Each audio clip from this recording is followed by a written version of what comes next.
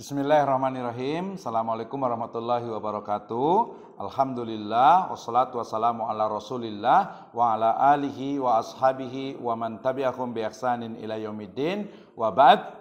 Melanjutkan di kitab Syarah Al-Waraqat fi Usulil Fiqh, ya, kita sampai kepada bab al-farqu bainal fiqhi wal ilmi wa dhanni wasyak, ya, perbedaan antara fikih, kemudian ilmu, kemudian dhon, dan yang terakhir adalah syak, ya, atau keraguan, ya. Wal fiqhu bil makna syar'i, ya, adapun fikih, ya, dalam makna syar'i atau etimologi itu adalah apa? Akhassu minal ilm. Jadi fikih itu dia lebih khusus dari ilmu, atau kita sebut saja boleh cabang dari ilmu, gitu ya. Kenapa? Li sidqil ilmi bin nahwi wa ghairih, ya. Nah, misalnya itu ilmu nahu, gitu ya, dan juga ilmu fikih dan juga yang lainnya, gitu ya. Jadi ilmu, jadi bagian apa? Fikih itu bagian dari ilmu, gitu ya. Nah, dikatakan fakullu fiqhin ilmun, ya, jadi setiap fikih itu adalah ilmu, ya. Misalnya kita mengenal ada fikih ibadah, ada fikih muamalah, ada fikih munakahat, ada fikih siasa, ada fikih jinayah, gitu ya. Nah, itu adalah apa? Fikih, dan semua fikih adalah ilmu. Walaisa kullu ilmin fiqhan, ya, dan tidak semua ilmu itu adalah fikih.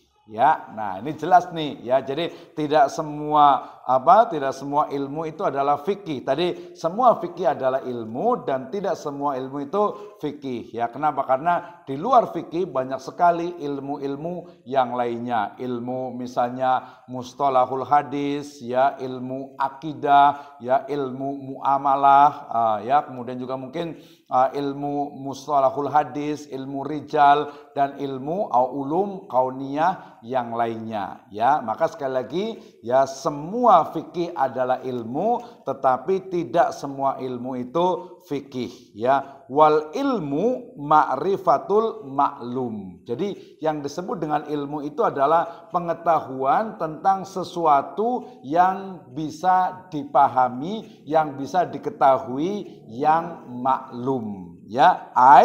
Idraku ma min sya'nihi, ya. Jadi dikatakan apa? Ilmu itu adalah persepsi atau cerapan atas objek yang dapat diketahui dengan keadaan yang sebenarnya, ya. Dan juga seperti misalnya memersepsi, ya, dikatakan misalnya apa? Ayyu'lama ala ma huwa fi bihi fil waqi, ya. Jadi sesuatu yang bisa diketahui, ya, atau mengetahui sesuatu dengan apa? Kenyataannya. Misalnya kaidrokil insani bi annahu hayawanun natikun, ya. Misalnya, ya, satu persepsi atau satu pemahaman bahwasanya manusia itu adalah hayawanun natikun, atau makhluk yang berpikir, ya. Itu adalah apa? Ilmu. Berarti ilmu itu adalah pengetahuan atau pemahaman yang berdasarkan kepada kenyataannya. Naam. Dan lawan dari ilmu itu adalah jahil. Wal jahlu tasawwurus syai', ya. Dikatakan jahil atau tidak tahu, jahil adalah memersepsi objek tidak sesuai dengan keadaan sesungguhnya dalam kenyataan. Ya, jadi persepsi pengetahuan suatu objek tidak sesuai dengan apa? Kenyataannya, ya. Idrakuhu ala khilafi ma huwa bihi fil waqi, ya. Jadi sesuatu yang tidak pada atau tidak sebenarnya, persepsi atau pengetahuan tentang sesuatu yang tidak sebenarnya atau tidak sesuai dengan apa? Kenyataan, ya. Kaidrakil falasifa annal alama wa huwa ma siwallahi ta'ala qadim, ya. Misalnya nih, persepsi atau pendapat dari filosof yang mengatakan bahwasanya alam raya ini selain Allah Subhanahu wa taala itu adalah qadim, artinya tidak ada permulaannya. Ya padahal dalam Islam jelas bahwasanya apa? Alam raya ini semesta itu adalah ciptaan Allah Subhanahu wa taala, dia itu adalah hadis atau sesuatu yang baru. Ya sehingga filosof itu berarti jahil, ya tidak berilmu. Kenapa? Karena alam raya itu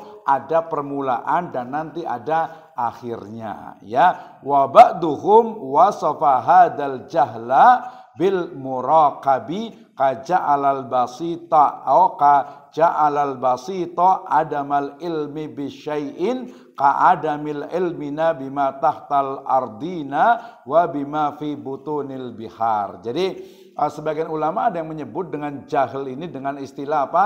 Jahlul murokab, artinya double ya, kejahilan yang murokab, yang double ya. Kenapa? Sedangkan jahlul basit atau yang simple ya itu biasanya disebutnya itu adalah sesuatu yang ketidaktahuan terhadap sesuatu tetapi itu dimaklumi ya, misalnya ka'adami ilmina bima tahtal ardin ya, misalnya kita tuh nggak tahu nih ya, kita tidak mengetahui tentang apa yang ada di bawah bumi ini ya, apa yang ada di dalam lautan misalnya fi butunil bihar misalnya ya, kita nggak tahu, maka itu juga jahlul basit ya, itu juga ketidaktahuan yang sifatnya itu apa? Basit atau ringan ya. Misalnya saya juga tidak mengetahui ini apa yang sedang terjadi di Jakarta, apa yang terjadi di Papua, apa yang terjadi di Madinah, di Mekah misalnya. Saya tidak tahu, saya jahil gitu ya. Sama juga saya juga jahil, tidak tahu apa yang ada di dalam bumi ini, di bawah ini apa. Saya juga nggak tahu apa yang ada di bawah lautan. Kita tidak mengetahuinya, maka itu adalah juga jahil juga gitu. Itu namanya juga jahlul tapi jahlul basit ya. Wa ala ma dzakarahul musannifu ya la yusamma hadza jahlan. Jadi jahlil yang basit itu ketidaktahuan kita terhadap sesuatu yang misalnya di Jakarta, di Papua, di Madinah, di Mekah atau di dalam bumi ya, atau mungkin di dalam lautan, itu adalah sesuatu yang tidak dikatakan sebagai jahal. Ini menurut musannif Imam Haramain al-Juwaini ya. Jadi ya itu bukan jahal karena memang kita tidak dituntut untuk mengetahuinya. Naam, wal ilmu daruriyu malam yaqa an-nadrin ya. Jadi ilmu daruri, jadi musannif itu membagi menjadi dua. Yang pertama itu adalah ilmu daruri. Apa itu ilmu daruri? Yaitu ilmu atau pengetahuan yang diperoleh tanpa melalui perenungan serta penyusunan argumentasi. Jadi pengetahuan yang didapatkan ya tanpa adanya berpikir, tanpa perlu merenung, tanpa memerlukan adanya metodologi. Ya misalnya kal ilmil waqi bi ihdal khawasi al khams ya. Jadi suatu pengetahuan yang diperoleh melalui panca indera gitu ya, melalui panca indera misalnya pendengaran ya, sama, kemudian al-basar, walams ya, kemudian juga peraba, wasyam ya, penciuman, dan juga wadzauk ataupun juga pencicip. Ya, artinya bahwa fa innahu yahsulu bi mujarradil ihsasi biha min ghairi nadrin wa istidlalin atau wastidlalin. Jadi ilmu pengetahuan yang diperoleh semata-mata melalui panca indera ya, yang tanpa berpikir ya,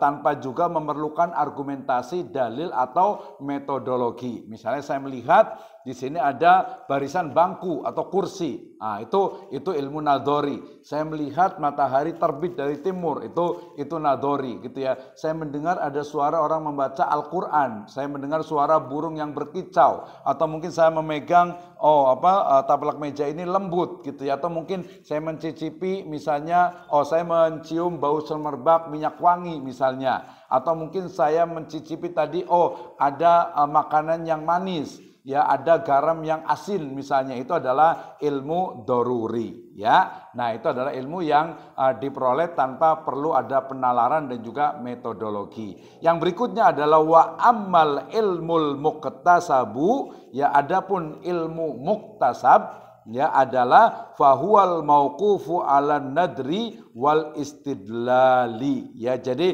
pengetahuan yang diperoleh melalui ya nadri atau penalaran, ya akal pikiran, dan juga istidlal, dan juga apa? Metodologi atau argumentasi, menyusun argumentasi, dalil, pokoknya menggunakan metodologi. Itu adalah ilmu muktasab, ya. Kal ilmi bi annal alam hadisun. Ya, jadi misalnya sebagai contoh tadi ilmu pengetahuan tentang alam raya ini, ya, alam raya ini dan juga perubahannya yang dia berubah-ubah, berarti dia bukan sesuatu yang qadim tapi yang hadis, sesuatu yang apa? Yang baru, ada awalnya dan juga ada akhirnya. Fa innahu mauqufun ala nadri fil alam wa ma nusyahiduhu fihi minat taghayyuri fayantaqilu min taghayyirihi ila hudusihi. Jadi pengetahuan yang membutuhkan penalaran terhadap alam dan perubahan yang kita saksikan di dalamnya. Ya, ada hujan, ada panas, ada dingin, ya, ada sejuk, kemudian juga ada gunung yang meletus, ada gempa bumi, ada banjir, ya. Semua itu adalah perubahan-perubahan yang ada di alam raya, maka diketahuilah bahwa alam raya itu adalah hudus, ya, adalah sesuatu yang baru, yang diciptakan, yang berawal, yang diawali, kemudian yang juga nanti akan berakhir. Naam. Wa nadru huwal fikru fil halil manduri fih. Yang disebut dengan nadhar itu adalah penalaran, ya, berpikir. Artinya proses berpikir mendalami mengenai ihwal objek, mengenai keadaan objek yang dipikirkan untuk menuju kepada kesimpulan yang diinginkan. Liyu'addiya ilal matlub, ya, yang menyampaikan kepada apa yang dituju, apa yang akan dibahas, apa yang akan disimpulkan, ya. Wal istidlalu talabud dalil, ya. Yang disebut dengan istidlal itu adalah apa? Inferensi atau mencari bukti, argumentasi atau dalil menuju suatu kesimpulan atau menyimpulkan tentang sesuatu berdasarkan dalil atau argumentasi.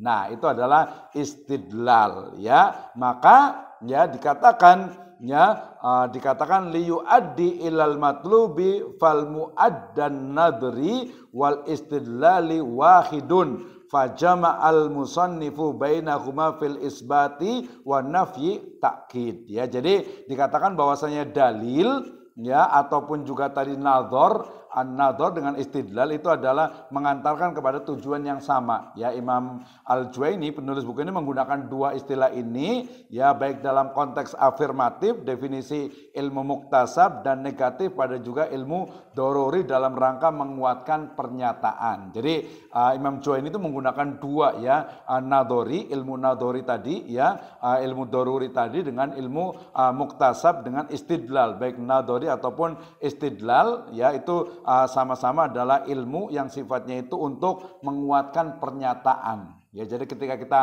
memiliki argumentasi, memiliki sebuah ide, gagasan, kesimpulan, maka kita perlu adanya ilmu doruri dan juga ilmu muktasab. Ya, perlu adanya istilahnya itu pencernaan dengan panca indera, tetapi juga perlu adanya metodologi yang menguatkan dari kesimpulan yang kita lakukan tersebut. Naam, nastamir, kita lanjutkan. Wad dalilu huwal mursidu ilal matlub, ya. Yang berikutnya adalah dalil. Apa itu dalil? Dalil itu adalah penunjuk jalan atau mursyid, ya, kepada sesuatu yang dituju. Huwal mursidu ilal matlub. Jadi penunjuk jalan kepada sesuatu yang dituju, ya, li'annahu alamatun alaih, karena dia merupakan tanda bagi sesuatu yang dituju tersebut, ya. Ini adalah apa? Dalil. Ya, dalil itu berarti adalah sesuatu yang menjadi dasar, ya, menjadi argumentasi bagi kita untuk menguatkan ide dan gagasan kita. Itu istilah yang lainnya. Naam, wa dhannu, ya, adapun don adalah tajwizu amroini ahaduhuma adharu minal akhar indal mujawwiz, ya. Jadi yang disebut dengan don itu adalah apa? Dugaan yang lebih mungkin dari dua kemungkinan. menurut yang menduga. Jadi ketika saya menduga antara A dengan B, maka kemungkinan besar saya cenderung donnya itu adalah ke yang A atau mungkin ke yang B misalnya gitu ya. Nah, itu adalah dzon. Jadi ada aglabnya, ada sesuatu yang lebih kita yakini keunggulannya gitu ya. Itu adalah dzon. Wa amma syak, ya adapun syak ya, keraguan, syak gitu ya. Tajwizu amraini la maziyata li ahadihima alal akhar indal mujawwiz ya. Jadi syak itu, keraguan adalah kesangsian ya atau ketidakyakinan di antara dua kemungkinan yang salah satunya tidak lebih kuat daripada yang lainnya menurut yang menyangsikannya. Jadi ragu tuh ya. Jadi kalau tadi dzon itu adalah dugaan yang lebih mungkin dari dua kemungkinan. Ya, sementara kalau syak itu adalah kesangsian di antara dua kemungkinan yang salah satunya tidak lebih kuat daripada yang lainnya. Jadi sama tuh ya. Fataradudu fi qiyami zaidi wa nafyihi ala sawa'is syak ya. Jadi kebimbangan atas dua kemungkinan. Misalnya di sini ada Zaid misalnya. Ya, apakah Zaid itu dia sedang duduk atau sedang berdiri? Saya syak ya, saya ragu, saya enggak yakin. Ya, maka dikatakan ya wa ma'a rujhani subuti awil intifai dzon ya, maka bila ada yang lebih unggul dari dua kemungkinan itu ya, Zaid itu duduk atau berdiri, tapi saya bilang kayaknya lagi berdiri, maka itu disebut dengan dzon ya. Nah, itu berarti adalah apa? Antara syak dengan dzon. Kalau dzon itu ada kemungkinan yang lebih kuat gitu ya, sementara syak itu betul-betul ragu atau bimbang terhadap apa? Kemungkinan tersebut. Nah, ini adalah pembahasan mengenai perbedaan antara ilmu ya, antara fikih, kemudian ilmu, kemudian dzon, kemudian syak ya. Nah, nanti dzon itu adalah sifat. Jadi nanti sifat dari fikih itu sendiri adalah ilmu dzonni yang dia tidak qat'i tetapi dzonni. Kalau ada dalil nas qat'i dari Al-Qur'an dan As-Sunnah, maka dia menjadi qat'i tentu saja. Sehingga fikih itu adalah ilmu tentang pengetahuan tentang bagaimana argumentasi seorang mujtahid gitu ya, untuk menyelesaikan sebuah permasalahan. Sementara ilmu adalah pengetahuan, yang sesuai dengan kenyataannya. Kemudian dzon itu adalah dugaan atas sesuatu dibanding dengan yang lainnya. Sementara syak itu adalah keraguan terhadap sesuatu atau terhadap beberapa hal yang kita itu tidak yakin apakah yang satu dengan yang lainnya itu lebih kuat atau tidak ya. Demikian wallahu a'lam bishawab. Assalamualaikum warahmatullahi wabarakatuh.